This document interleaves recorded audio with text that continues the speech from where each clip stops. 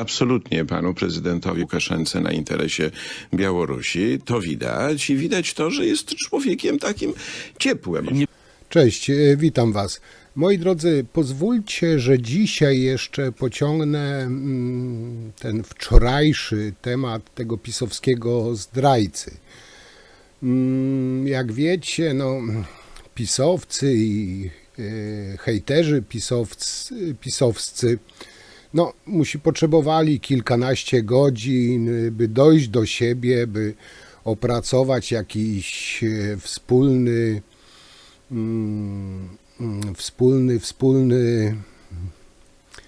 nie wiem jak to nazwać, front obrony, ataku, bo przecież nikt się chyba z Was nie spodziewał, że z pokorą przyjmą to, że ich człowiek okazał się zdrajcą, który uciekł na Białoruś.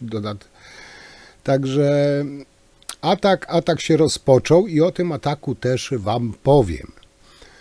Oczywiście do tego ataku, do wybielania się włączyła się oczywiście też pisowska telewizja Rosja Today Republika. Ale zacznijmy jeszcze, powiem Wam tak, przyznam się, że byłem niemal pewien, że pisowcy zaatakują Tuska, że to Tuska wina, że to przez Tuska, że to Tuska człowiek i tak dalej, i tak dalej. Tutaj się przyznam, pomyliłem, bo o dziwo, może nie, ale głównymi winowajcami, współwinnymi tego zdrajcy nie jest Tusk, ale jest Bodnar i jest, uwaga, Komorowski. I już Wam powiem, o co chodzi. Pisowska narracja jest taka, że to Komorowski nominował Szmyda na sędziego. Oczywiście, jak wiecie, jest prawda, półprawda, gówno prawda i pisowska prawda. I zacznę może od tego wątku, bo tych wątków dzisiaj będzie sporo. Jeśli chodzi o nominację na sędziego tego zdrajcy, jego droga, kariera wiodła przez wiele osób.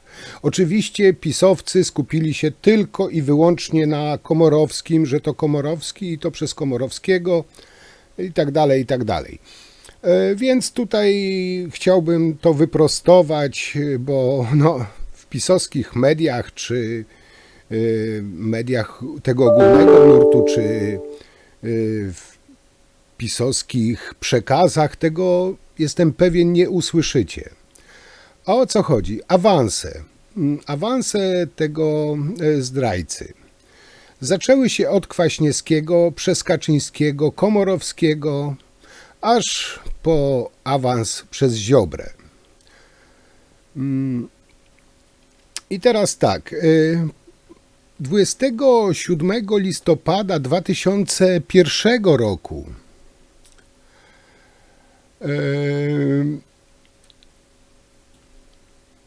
błąd, jeszcze raz. Ta narracja pisowców, że cała kariera zaczęła się od Komorowskiego, jest jeden wielki stek bzdur. Szmyt w 1996 roku ukończył Wydział Prawa filii Uniwersytetu Warszawskiego w Białymstoku, a 2 lata później zdał egzamin sędziowski. W 1999 roku rozpoczął pracę jako asesor w Sądzie Rejonowym w Ciechanowie. I teraz 27 listopada 2001 roku otrzymał z rąk Aleksandra Kwaśniewskiego akt powołania do pełnienia urzędu na stanowisku sędziego rejonowego w Ciechanowie. 27 kwietnia 2006 roku, i tutaj tego pisowcy nie mówią, ówczesny prezydent Lech Kaczyński wręczył mu akt powołania do pełnienia urzędu sędziego Sądu Okręgowego w Płocku. Z kolei 23 października 2012 roku Szmyt otrzymał nominację na sędziego Wojewódzkiego Sądu Administracyjnego z rąk właśnie Komorowskiego, o czym tylko i wyłącznie o tym pisowcy mówią. Z kolei w 2018 roku, czyli za czasów ministra Ziobry, Szmyt został delegowany z Wojewódzkiego Sądu Administracyjnego na posadę dyrektora Wydziału Prawnego Krajowej Rady i Sądownictwa, czyli potocznie zwanego KRS, a raczej neo-KRS, ponieważ od 2017 roku 15 członków KRS wybrało nie środowisko sędziowskie, jak było przez cały czas, tylko pisowski Sejm, co nie jest zgodne z konstytucją RP. Czyli pisowcy go osadzili na tym stanowisku neo-KRS. No ale jak wspomniałem, tutaj pisowcy tylko i wyłącznie mówią o Komorowskim. Ten zbiegły na Białoruś, były sędzia, obecny zdrajca Szmyt, pełnił rolę zaufanego bojówkarza Ziobry. Kompromitował sędziów, którzy krytykowali zmiany wprowadzone przez rząd PiS. Teraz w Mińsku czy tam w Moskwie Szmyt zostanie rosyjskim konsultantem służb wywiadu zagranicznego. Polska jest jedną z aren takiej niewidocznej wojny Putina. I tutaj pytanie jest takie, kiedy służby kontrwywiadu zabiorą się za na przykład Antoniego Brzozę-Macierewicza. Tak naprawdę Szmyt okazał się szpiegiem Moskwy, który objawił się w Mińsku na Białorusi. Jego akurat Kamiński i Wąsik jakimś dziwnym trafem nie inwigilowali Pegasusem. I tutaj pytanie dobre, dlaczego? Czy to nie przypadek, że najbardziej zagorzali bojówkarze Ziobry okazali się być zdrajcami Polski? PiS miał program inwigilacji bezpośredniej do podsłuchiwania ludzi o nazwie Pegasus. Szpiegowali nim setki, jeśli nie tysiące osób.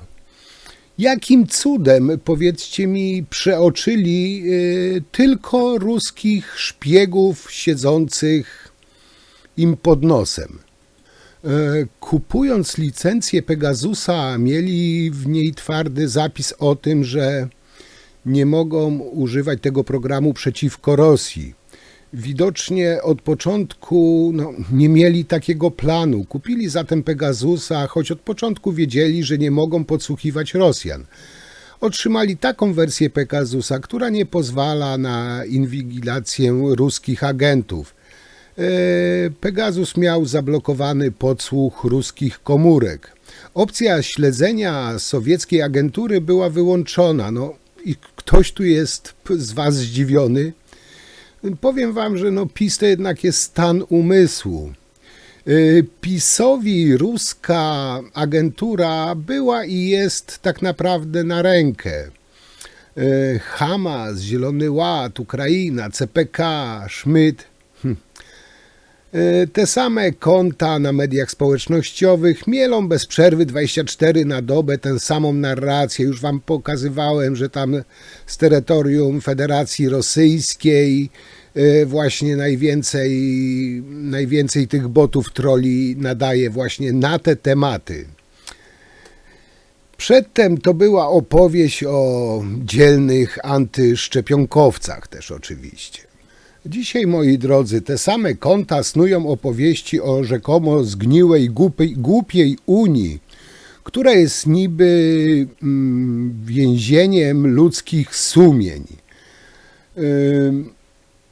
A w tle, ukryty za kurtyną, animator pociąga za sznurki marionetek taki niezadowolony płatnik, właściciel prasy od plastycznego ubrania naiwnych umysłów. Powiem wam tak, nawet sobie chyba wszyscy nie zdajemy z tego sprawy, jak głęboko to wszystko sięga. Nie mówię, że doktor Jaki jest szpiegiem czy coś w tym rodzaju, nie, żeby nie było. Tylko, jak wiecie, doktor Jaki bardzo, ale to bardzo atakuje Unię, przekonuje, jaka to Unia zła, jak to wszystko robi krzywdę ludziom. Bardziej wczuł się w rolę krytykanta, dewastatora Unii, niż krytykanta putinowskiej Rosji czy Białorusi. W swoim czasie propagandowa szczujnia Putina, nawet jak jego wypowiedź, którą dał na plenum Parlamentu Europejskiego, cytowała w swojej telewizji. Ja tutaj nie przesądzam o niczym, tylko łączę kropeczki, że tak powiem. Jeżeli chodzi o to, co mogę zrobić, to chciałbym Państwu przeczytać oświadczenie и подписать в Państwa obecności, które związane jest właśnie z tą sytuacją. Если речь идет о том, что я могу сделать, то я бы хотел вам зачитать заявление и подписать его. Это то, что я могу сделать в связи со сложившейся ситуацией.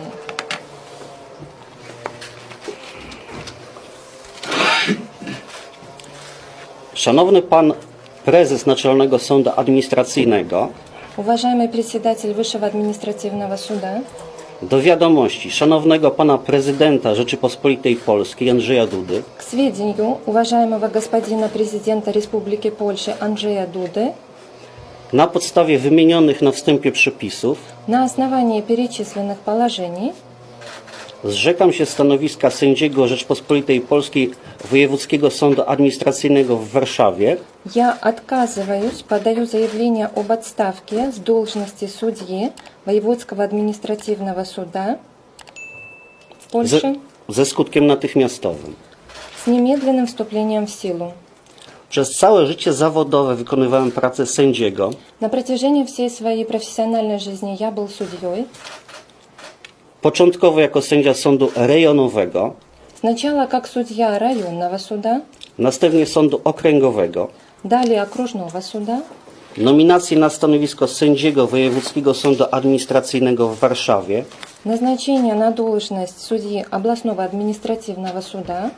otrzymałem z rąk prezydenta Bronisława Komorowskiego Я получил из рук президента Бронислава Комаровского w dniu 19 października 2012 roku. 19 октября 2012 года. Zrzeczenie się funkcji sędziego jest wyrazem protestu Отставка с должности судьи – это выражение протеста przeciwko niesprawiedliwej i krzywdzącej polityce prowadzonej przez władze Rzeczpospolitej Polskiej против несправедливой и нечестной политики, которую проводят власти Польши wobec Republiki Białorusi в отношении Республики Беларусь i Federacji Rosyjskiej. и Российской Федерации. Czyn ten jest też wyrazem protestu przeciwko działaniom zmierzającym do wprowadzenia mojego kraju Этот поступок является также выражением протеста против действий, do bezpośredniego konfliktu zbrojnego которые направлены на вовлечение моей страны в непосредственный вооруженный конфликт z Republiką Białorusi i Federacji Rosyjskiej. с Республикой Беларусь и Российской Федерацией. Stanowi również apel do władz Polski Это также призыв к польским властям o normalizację i dobrosąsiedzkie uregulowanie kontaktów нормализировать и урегулировать добрососедские отношения pomiędzy Rzeczypospolitą Polską, между Республикой Польша, Republiką Białorusi Республикой Беларусь i Federacją Rosyjską. и Российской Федерацией. Chciałbym to podpisać w Państwa obecności. Я хотел бы подписать это в вашем присутствии. На самом деле исторический момент, господа. Я не думаю, что многие из нас видели, как польский судья подписывает Mało kto гражданские wiedział, заявления żeby о polski отставке. sędzia podpisywał. Tomasz демонстрирует заявление.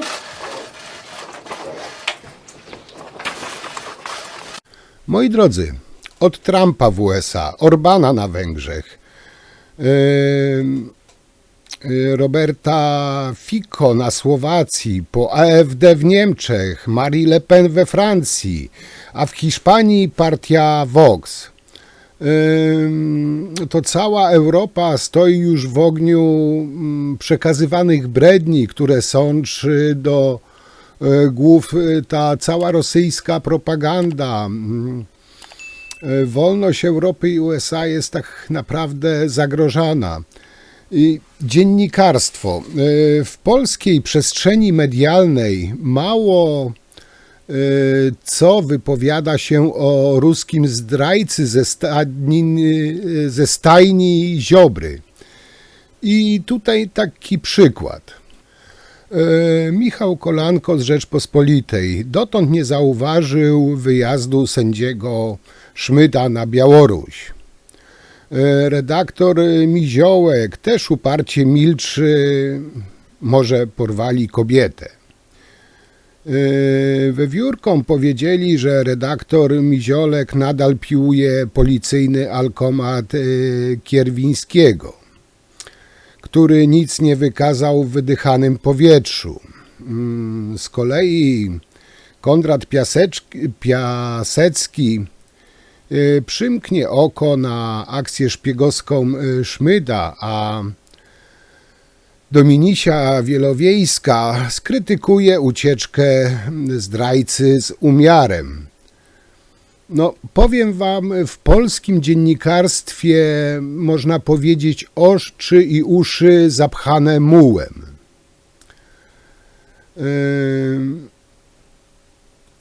No i tak to się kręci, moi drodzy, wokół własnego ogona.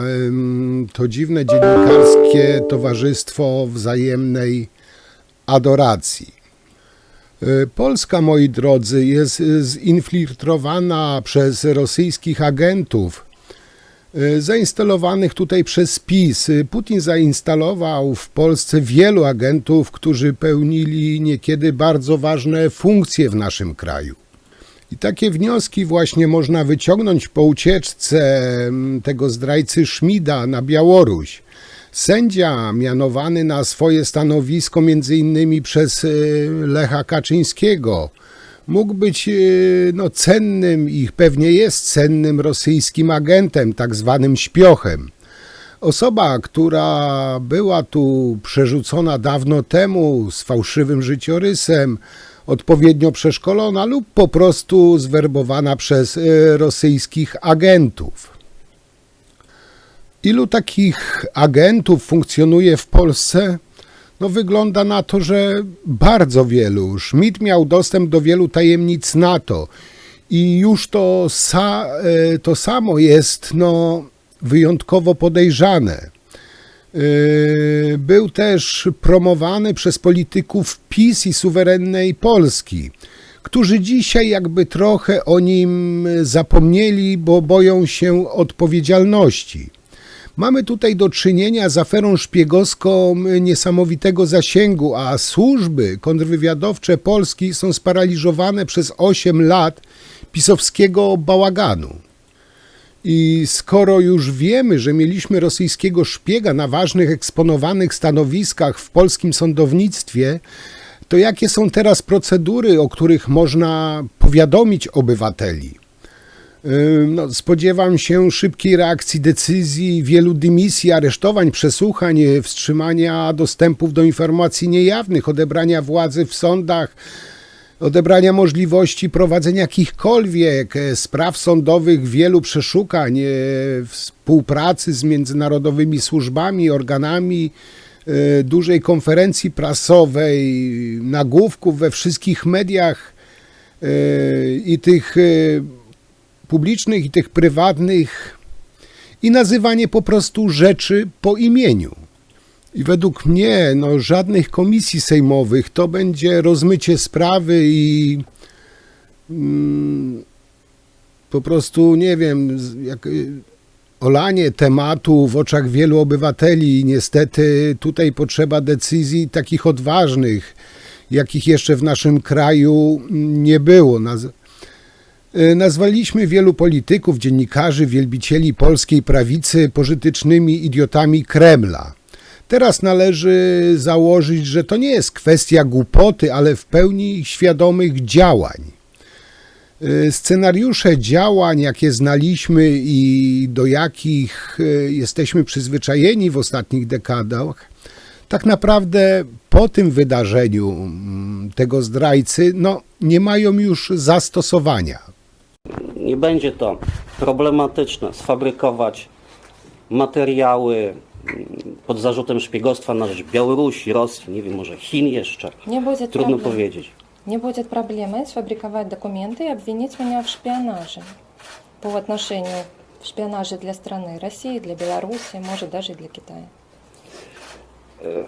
Jeżeli stanę się uzasadnionym celem dla służb specjalnych, czy polskich, czy amerykańskich, czy brytyjskich, Если я стану целью для польских спецслужб или американских или британских, no to oni załatwiają sprawy w troszkę inny sposób. они решают эти дела немного в другой способ. Czy to wypadek samochodowy, Это может быть автокатастрофа, czy samobójstwo, czy это inne может tego быть typu самоубийство zdarzenie. или другие. I dla mnie powrotu nie ma, jeżeli chcę przeżyć, a jak każdy człowiek chciałbym przeżyć. Если я хочу жить, то для меня возвращение является невозможным. Tutaj pozwolę sobie zwrócić się bezpośrednio do pana prezydenta Aleksandra Łukaszenki. И здесь я хотела бы позволить себе обратиться непосредственно к президенту, господину Александру Лукашенко. Bardzo przepraszam za śmiałość, Я очень прошу прощения за мою смелость. ale pozwolę sobie poprosić o opiekę No i ja- ochronę Хочу попросить о охрану, о опеку pana prezydenta господина президента i Białorusi. и в целом Беларусь. Tutaj jest państwo, w którym można żyć, które ma ogromny potencjał. Здесь страна, в которой можно спокойно жить, страна, в которой есть огромный потенциал. Ma mądrego przywódcę. Здесь очень мудрый руководитель. Myślę, że Białorusini sami często nie zdają sobie sprawy, Я думаю, что белорусы даже часто не осознают, jakie mają możliwości rozwoju. Jest to Tak. oczywiście blokowane. какие у них большие возможности для развития. Часто это блокируется. Najpierw próbowano tu zrobić Majdan, nie udało się. Сначала здесь пробовали организовать Майдан, но это не получилось. No to próbowano zniszczyć Białoruś ekonomicznie przez różnego typu sankcje. Пробовали уничтожить Беларусь с экономической стороны через разного рода санкции. Też się nie udało. Это тоже не удалось. Miałem trochę okazji odpocząć w Mińsku, zwiedzić to miasto. У меня была возможность немного отдохнуть в Минске, посетить этот город. To jest genialne połączenie tradycji i nowoczesności. Здесь гениальное соединение традиций и современности. I ogromny potencjał na przyszłość. И огромный потенциал для будущего. Proszę o status uchodźcy politycznego. Да, я прошу о статусе политического беженства. Moi drodzy, zastanawiające jest, nawet bardzo zastanawiające jest to, że ten zdrajca Szmyt nie posiadał żadnego tak naprawdę majątku na terenie Rzeczpospolitej. Był wysoko postawionym sędzią, sędziowie mało nie zarabiają. Według jego oświadczenia nie miał mieszkania ani domu, żadnych oszczędności, a jedynie Seata Ibizę z 2015 roku. Mimo tego nikt się tym tak naprawdę nie zainteresował. To jest po prostu aż nie do wiary. I dano mu dostęp do tajnych dokumentów, tego nawet w Bambustostanie chyba nie ma. W najgorszych, nie wiem, śmiesznych kraikach Afryki czy Azji takich cyrków nie ma. Ale PiS oczywiście mu dał dostęp do wszystkich tajemnic państwowych, łącznie z tajemnicami NATO. A jeśli chodzi o ministra Zero, nie wiem, czy sięgniecie tak pamięcią, ale Ziobro masowo wspierał prorosyjskich przestępców czy neonazistów. I tutaj, żeby nie być gołosłownym, przypomnę kilka takich przypadków, że Ziobro kazał wyciągać z więzień neonazistów z Gniezna, wycofać akt oskarżenia przeciwko prorosyjskiemu faszyście Piotrowi Rybakowi. Na polecenie Ziobry wycofano akty oskarżenia przeciwko ludziom atakującym walczącą Ukrainę.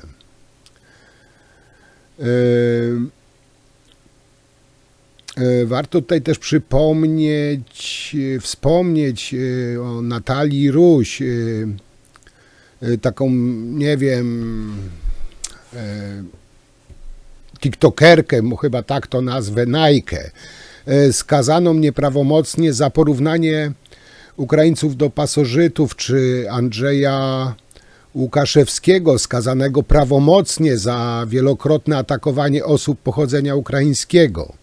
Ziobra próbował też chronić Katarzynę Sokołowską, którą według badaczy odpowiada za rozpowszechnianie kilkudziesięciu procent całego hejtu antyukraińskiego w polskim internecie. W końcu Ziobro przekazał z Funduszu Sprawiedliwości miliony na jawne proputinowskie kanały patostreamera Roli. Mimo tego, że ABW uznała je za wspierające propagandę zbrodniczego reżimu putinowskiego. Te wszystkie fakty pokazują, że ucieczka tego zdrajcy Szmida do Mińska czy tam do Moskwy to nie jest przypadek, lecz wynik wieloletnich powiązań tego środowiska, które wspierało interesy rosyjskie w Polsce. Wrócę jeszcze na chwilę do tej afery hejterskiej, która była. Być może też nie wszyscy o tym wiecie, ale w aferze hejterskiej ówczesnego sędziego Tomasza Szmida bronił adwokat Bartosz Lewandowski z Ordo Iuris. W tym samym czasie był też pełnomocnikiem ministra sprawiedliwości. Faktycznie pełnomocnictwa udzielił mu nikt inny jak sam Sebastian Kaleta w sprawach dyscyplinarnych dotyczących wszystkich adwokatów. Nie było żadnej publicznej informacji o przetargu na obsługę prawną w tym zakresie. A więc bez żadnego trybu reprezentant Ordo Iuris mógł mieć dostęp do akt sędziów wszystkich spraw danych adwokatów w Polsce. I kto kogo polecił? No, Lewandowski, Szmyda czy odwrotnie? Obaj z ekipy Ziobry, Piebiaka i Kalety, czuli się jak u siebie. I tutaj państwo ma obowiązek wyjaśnić te wszystkie zależności i potencjalną rolę agentury, bo tutaj przecież chodzi o bezpieczeństwo naszego kraju. W opozycji do tego, co pan mówi, że państwo bronili polskiej racji stanu, to, co on zrobił, to jest teraz zdrada stanu? W takich kategoriach pan by na to patrzył? Jeżeli ktoś współpracuje z reżimem dyktatorskim, który zabija niewinnych ludzi na Białorusi, który sprawia, że siedzą tam osoby w sfingowanych procesach, który współpracuje z Rosją, która zaatakowała niepodległe państwo, jakim jest Ukraina, jest odpowiedzialna za śmierć tysięcy ludzi, to jak należy to oceniać?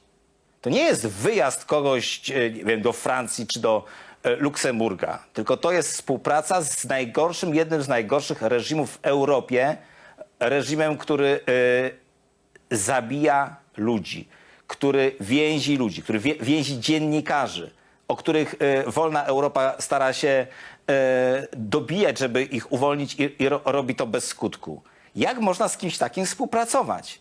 Jak można uciekać do takiego państwa i jeszcze chwalić działalność dyktatora Europy? To jest po prostu rzecz absolutnie skandaliczna i niedopuszczalna. No i teraz pora na tą Republika Today. Powiem wam tak, karnoscy twierdzą, że Szmid nigdy u nich nie występował.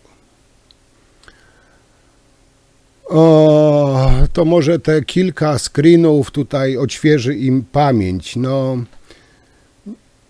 powiem wam, że takie fikołki, jakie odstawiali w tej reżimówce TV Republika i z mediów braci Karnowskich w związku z tą ucieczką tego zdrajcy na Białoruś, umoczonego w aferę hejterską.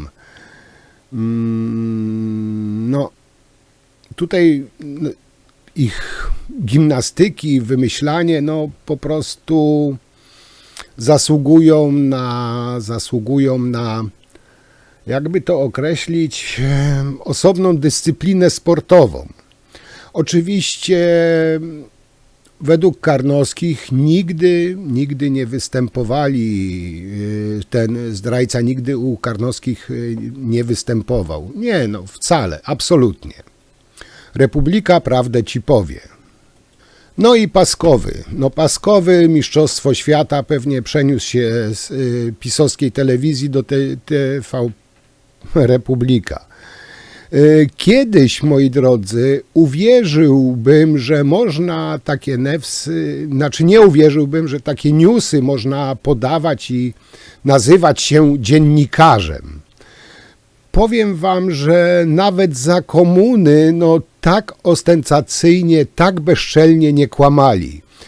I tutaj bez żadnego zażenowania, no powiem, że Urban przy nich to jest po prostu no, cienki bolek. Nie umywa się po prostu do propagandzistów z TV Republika. Zresztą zobaczcie kawałek też programu. Sędzia Wojewódzkiego Sądu Administracyjnego w Warszawie Tomasz Szmyt uciekł na Białoruś. Dzisiaj wystąpił w Mińsku na konferencji prasowej, na której przekazał, że zwrócił się do białoruskich władz o azyl. To człowiek, który rozkręcił aferę wobec ministra Zbigniewa Ziobry i jego zastępców, przekonuje sędzia Łukasz Piebiak. Sędzia Tomasz Szmyt to postać bardzo dziwna, tajemnicza. W pewnym momencie pojawił się w Ministerstwie Sprawiedliwości. Opowiadał potem dużo różnych rzeczy na temat rzekomej afery hejterskiej, a teraz okazuje się, kim jest ten człowiek. Oczywiście jego motywacji nie znamy. Mam nadzieję, że odpowiednie służby państwowe zainteresują się tym przypadkiem i sprawdzą, bo bez przyczyny nie ucieka się z Polski, a już zwłaszcza na Białoruś. No cóż, w sprawie tak zwanej afery hejterskiej można powiedzieć w ten sposób. Poza jakimiś wymyślonymi screenami, kluczowymi dowodami miały być zeznania Tomasza Szmyta, Arkadiusza Cichockiego i byłej żony Tomasza Szmyta. No, kim jest Tomasz Szmyt, no to możemy się tylko domyślać w tym momencie, skoro zdecydował się uciec do Łukaszenki i wychwala go tam pod niebiosa, jednocześnie oczerniając swoją ojczyznę. Czy tak zwana afera hejterska i wejście Tomasza Szmyta do Ministerstwa Sprawiedliwości, a potem te opowieści w TVN-ie, w Sejmie, u pani posłanki Gasiuk-Pichowicz i tak dalej, to nie było wcześniej zaplanowane i czy inspiracja nie pochodzi po prostu ze wschodu? Moi drodzy, gdy wyszło to na jaw, gdy się okazało, że ten zdrajca powiązany jest z suwerenną Polską, no można powiedzieć nowe pokolenie Ziobry, to jest białoruski szpieg. Już wiadomo, kim są członkowie tej partii Suwerenna Rosja i PiS. I powiem wam, że jestem za tym, aby obalić mur na granicy z Białorusią, aby ci wszyscy pisowcy mogli spokojnie uciec do swojej prawdziwej ojczyzny. A jeszcze jedno, też dość ciekawe. W jednej z największych telewizji w Rosji, NTV, w głównym wydaniu wiadomości w ponad 4-minutowy materiał o właśnie zdrajcy Tomaszu Szmyt. Co ciekawe, uznano, że ważną informacją dla Rosjan będzie ta, że Szmyt był częstym ekspertem w telewizji braci Karnowskich. I to jest podane w telewizji rosyjskiej.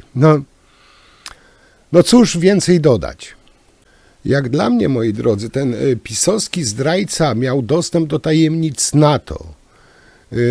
Według mnie jak najszybciej powinna przebiec delegalizacja tej partii PiS, Solidarna Rosja i te wszystkie satelity pisowskie. Jeszcze jedna ciekawostka. We wrześniu 2018 roku minister sprawiedliwości powołał najbardziej zaufaną specgrupę do dyscyplinarek sędziów. Wśród nich znalazł się właśnie sędzia Szmyt.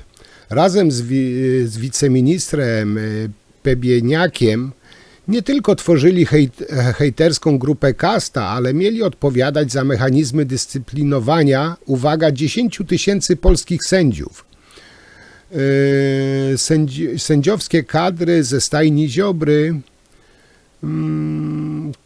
no, można powiedzieć, kończą służbę u Łukaszenki. I co najzabawniejsze, ten zdrajca Szmyt uciekł na Białoruś i tam poprosił o azyl polityczny.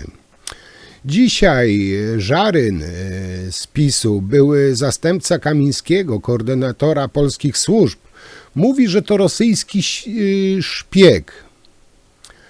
Jako sędzia orzekał o wydawaniu certyfikatów bezpieczeństwa urzędnikom państwowym, miał dostęp do poufnych danych. Szmyt był nie tylko sędzią, ale pracował jako dyrektor w tej całej neo-KRS powołanej przez Ziobro. Mógł mieć wpływ na wybór sędziów. I tutaj należy zapytać, czy te całe neo-KRS to agentura Putina, która wprowadziła razem z Dudą, bo Duda to podpisał, neosędziów, agentów Putina do polskich sądów, bo tak się zachowują. Gdzie wtedy był Kamiński, Wąsik, Żaryn, gdy agent, szpieg Putina rządził w polskich sądach? I jeszcze raz ten absurd. Zakupili Pegasusa, aby szpiegować zdrajców. Tymczasem zdrajca, szpieg, Szmyt był poza ich zasięgiem, a oni szpiegowali setki niewinnych ludzi. Ilu jeszcze takich zdrajców jest schowanych w strukturach PiS-u czy Solidarnej Rosji? PiS jest po prostu niebezpieczny dla kraju i jeszcze raz tu powiem, powinno się tą bandę zdelegalizować. No i też się zastanawialiśmy, gdzie się podział Zbynio przy tej aferze. No, objawił się na mediach społecznościowych, ożył i tu akurat po 7 latach torowania temu zdrajcy Szmydowi kariery we własnym ministerstwie i w neo-KRS nagle jest zatroskany, no i oczywiście oskarża Platformę, no bo jakżeby inaczej. To, że u niego przez bodajże 7 lat był pod jego skrzydłami, to już jest nieistotne.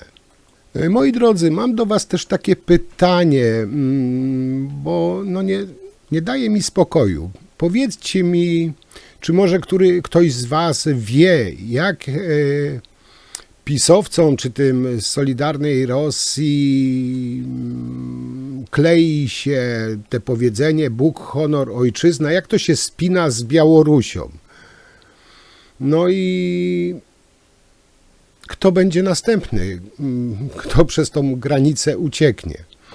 Ale to mnie najbardziej właśnie zastanawia. Oni tacy, ja już nieraz wam mówiłem, że mają gęby pełne patriotyzmu, polskości, Bóg, honor, ojczyzna, bla, bla, bla. No i jak im się to spina ze zdradą i Białorusią?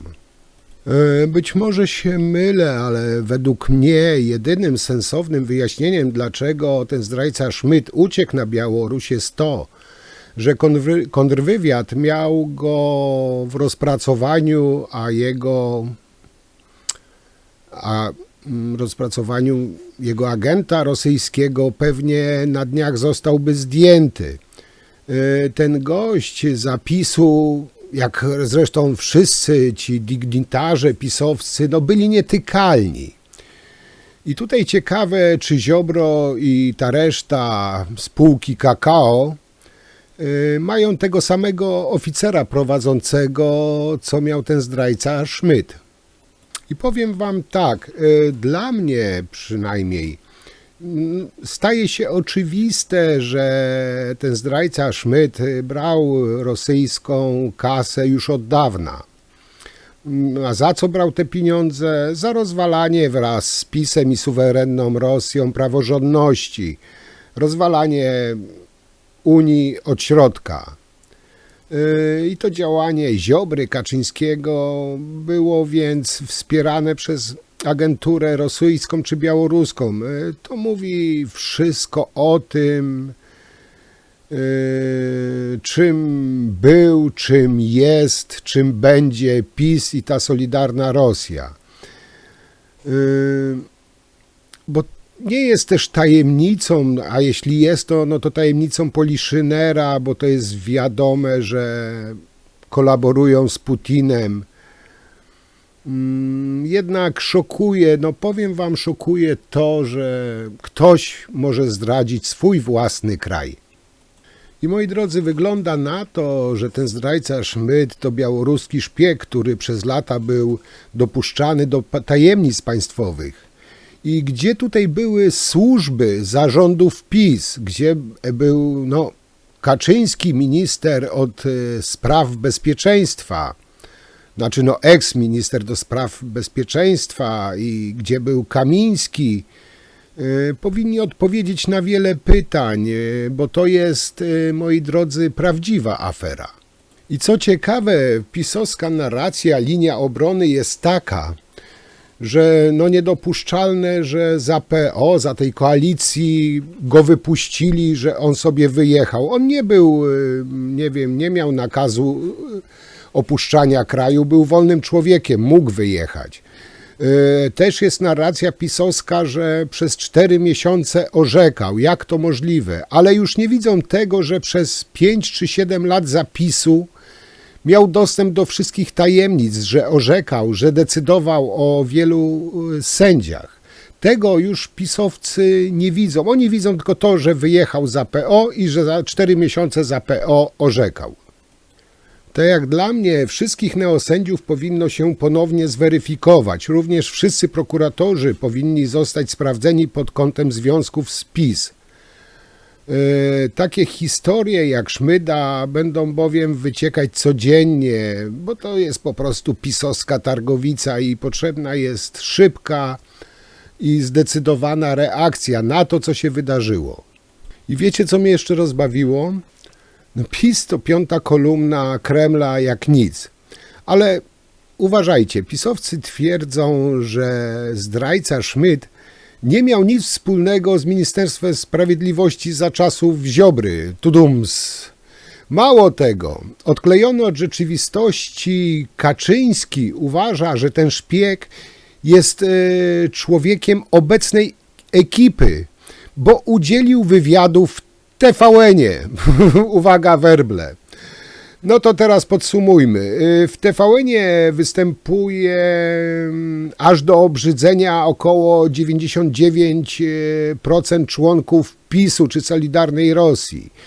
Czyli idąc logiką tego odklejonego od rzeczywistości dziadka, też to są ludzie obecnej władzy. Powiem wam tak, polskie służby powinni teraz bardzo wnikliwie sprawdzić otoczenie Ziobry i szerzej tej całej suwerennej Rosji pod kątem wpływu ruskich, czy tam też białoruskich służb specjalnych. Po ucieczce zdrajcy Szmyda jest to chyba, jak mi się wydaje, jak najbardziej uzasadnione. Powinni wszyscy ludzie Ziobry czy PiS-u być po prostu pod tym kątem dokładnie sprawdzeni. Ale tak to, moi drodzy, już jest z tą naszą prawicą. Jedni wspierają Hezbollah, inni wspierają Łukaszenkę i Putina. A to wszystko po to, by bronić Polski przed tą zgnilizną Unii Europejskiej. I powiem wam, że naprawdę nie mogę pojąć tego. Mieli tego Pegasusa, szpiegowali nim setki osób. Jakim cudem przeoczyli tylko ruskich szpiegów? Tak to tylko potrafi PiS.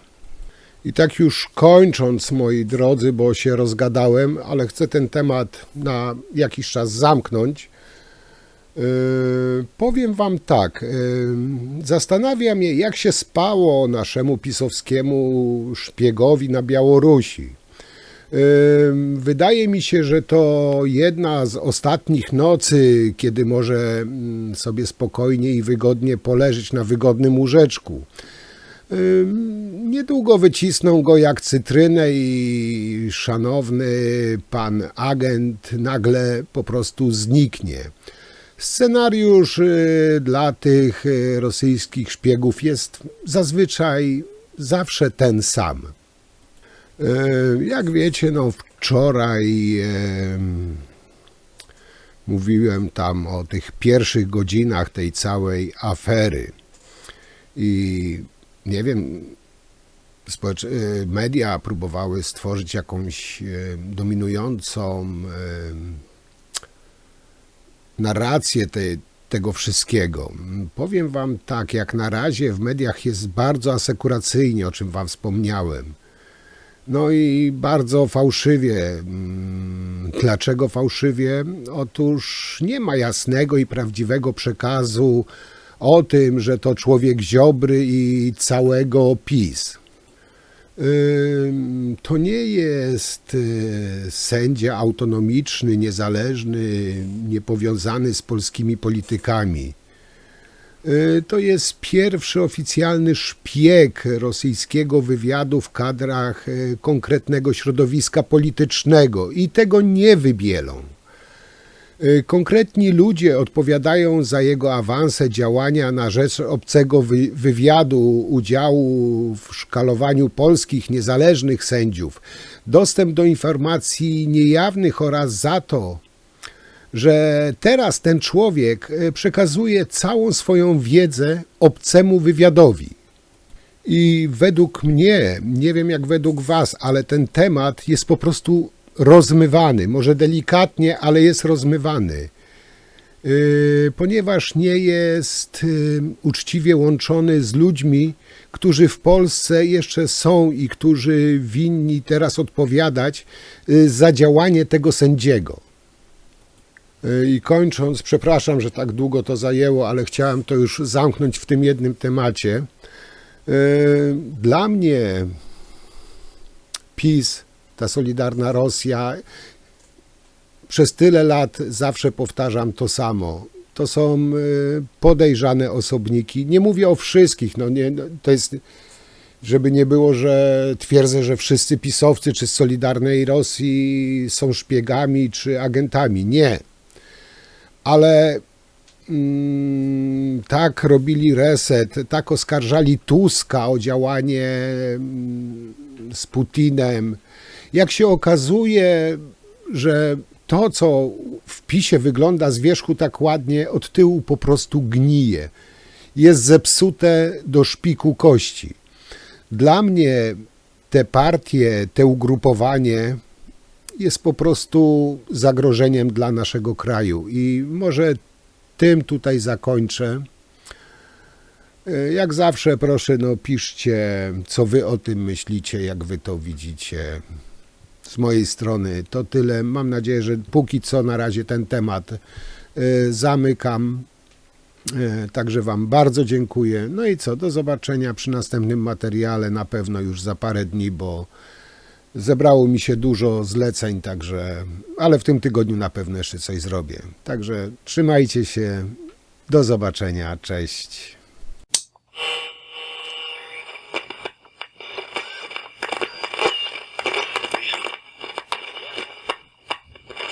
Gatunku, gotowego do wszystkiego, by zdobyć upragniony teren, zazwyczaj przejmując go siłą.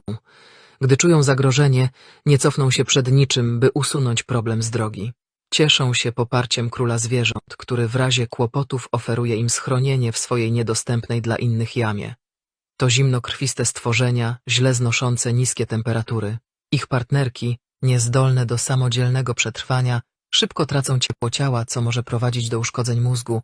Jeśli kiedykolwiek napotkasz na swojej drodze przedstawicieli tego gatunku, pamiętaj, spluń 3 razy.